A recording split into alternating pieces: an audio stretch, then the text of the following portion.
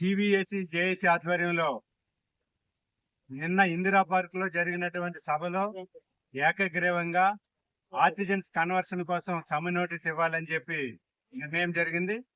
ఆ నిర్ణయంలో భాగంగా ఈ రోజు అంటే 19 జూన్ 2025 రోజున జెన్కో సిఎండి గారికి, అట్లాగే ఎస్బిడిసిఎల్ సిఎండి గారికి, ట్రాన్స్కో ఆఫీసులో కూడా సమ్మె నోటీస్ ఇవ్వడం అనేది జరిగింది. అట్లాగే ఎన్పిడిసిఎల్ కూడా ఈ రోజు సాయంత్రం లోపలనే సమ్మె నోటీస్ పంపిస్తున్నాం. ఎన్పిడిసిఎల్ సిఎండి గారు కూడా సమ్మె నోటీస్ ఇవ్వడం అనేది జరుగుతుంది. ఈ సమ్మె అనేది ప్యూర్లీ 20,000 మంది ఆర్టిజన్స్ యొక్క కన్వర్షన్ కోసమే ఇవ్వడం అనేది జరిగింది. దాంతో పాటు మేము ప్రభుత్వానికి, యాజమాన్యానికి విజ్ఞప్తి చేసేది, వాస్తవానికి అనేక సార్లు రిప్రజెంటేషన్స్ ఇచ్చాము, ప్రభుత్వానికి ఇచ్చాము, యాజమాన్యానికి ఇచ్చాము, అన్ని చేశాము.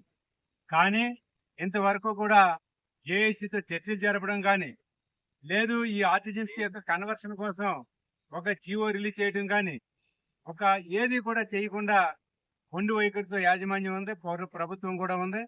ఇటువంటి పరిస్థితులలో అనివార్యంగా సమ్మె నోటీస్ ఇవ్వడం అనేది జరిగింది. ఈ రోజు 19వ తారీఖు కాబట్టి యాజ్ పర్ యాక్ట్ ప్రకారంగా 14 డేస్ టైం ఇవ్వాలి యాజమాన్యానికి కానీ ప్రభుత్వానికి కానీ. 14 డేస్ యాజ్ పర్ చట్ట ప్రకారంగా టైం ఇస్తాము. తర్వాత on or after any time going to indefinite strike అనేది సమ్మె యొక్క యాక్ట్ లో ఉంటది. కాబట్టి మళ్ళీ మా జేఏసీ ఒకసారి కూర్చొని ఏ రోజు నుంచి సమ్మెలోకి వెళ్ళాలి అనేది నిర్ణయం చేస్తాము.